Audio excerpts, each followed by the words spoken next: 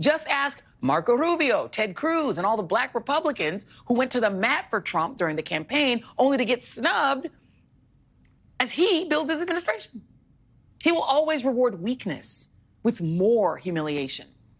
And that includes foreign leaders like Canadian Prime Minister Justin Trudeau, who went to Mar-a-Lago last month to kiss the ring, behaving like Trump was already president, which he's not.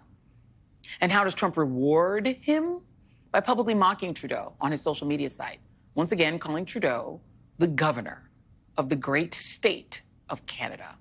Joining me now is Tim O'Brien, senior executive editor of Bloomberg Opinion and MSNBC political analyst. And I have to tell you, this Trudeau thing really bothered me. Let me just put up this tweet that Trudeau posted on why is he still on X Twitter? But he posted this tweet of himself. Look at me next to Donald. Look, what is he doing?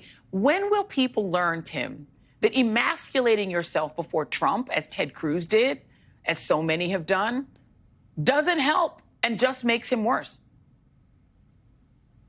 And it's also, a reminder, Joy, that he has been this way forever.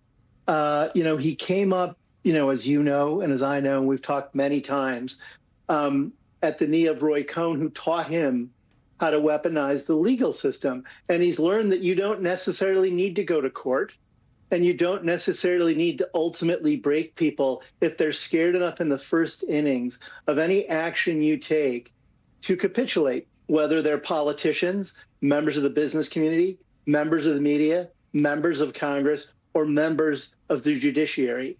And we can pull down examples of each and every one of these institutions and some of their leading members deciding in advance that the safest way and the most productive way to deal with Donald Trump is to kiss the ring.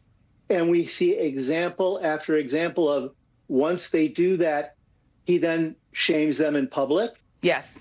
And he is not ultimately delivering on some of the things they want. And he does it to the people he even holds close to them. I mean, think about how many days was it after RFK Jr. got nominated, for HHS, and there was a picture of him eating fast food with Don Jr. and Donald on the presidential plane. Eat your food, take your punishment.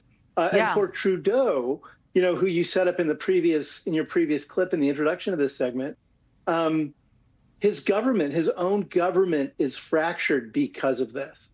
And he could very well be out of a job because of this. So I do think that people in the near term right now are petrified.